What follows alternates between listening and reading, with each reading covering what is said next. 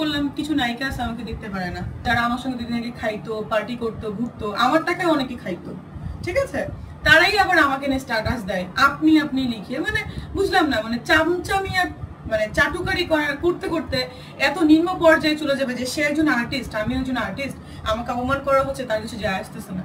হ্যাঁ, তো কয়দিন আগে তারা আবার কোথায় ছিল, কেউ চিনতো না। এত বছর মিডিয়াতে, আমার থেকে মিনিমাম 10 ইয়ার্স সিনিয়র হবেন সে, তো এত বছর কিন্তু তাকে কিন্তু কেউ চিনতো না। অনেক সেকেন্ড ক্যারেক্টার করেছে, পার্শ্ব চরিত্র করেছে, এখন কি হয়েছে, ডিরেক্টরের সাথে প্রেম করে একটা কাজ করে ভাইরাল, মানে লাইভ লাইটে আসছে। ভাই কতদিন চলে এইভাবে মানুষকে ধরে ধরে? তোমার যদি কোয়ালিটি থাকে তোমাকে প্রুফ করবা, একদিন না একদিন আসবে। তাদের পার্সোনাল প্রবলেমের কারণে, কারণ ওই যে নায়িকাগুলোর যে বয়ফ্রেন্ডরা, ডিরেক্টর বলেন, প্রডিউসার বলেন, তারা আমাকে পছন্দ করে, তারা আমাকে অফার দিয়েছে, বা তারা আমাকে যখন টেক্সট করে উনি দেখেন, তো এরকম প্রবলেম। এক নায়িকা নাকি আমাদের এক সাংবাদিক ছিল রুদ্র মিজান ভাই, সেই ফার্স্ট নিউজটা করেছিলেন। তাকে আমি অনেক জিজ্ঞাসা করার পরে সে আমাকে এই ডায়লগটাই দিয়েছে যে এক নায়িকা তোমাকে নিয়ে এটা করতে বলেছিল, তাই আমি করেছিলাম। আমি কিন্তু আজকে মিষ্টি হয়েছি, মিষ্টি জানাতে হয়েছি, কারোর কাউকে ধরে পা চেটে চামচামি করে কিন্তু হয়নি, আমি আমার যোগ্যতাই হয়েছি।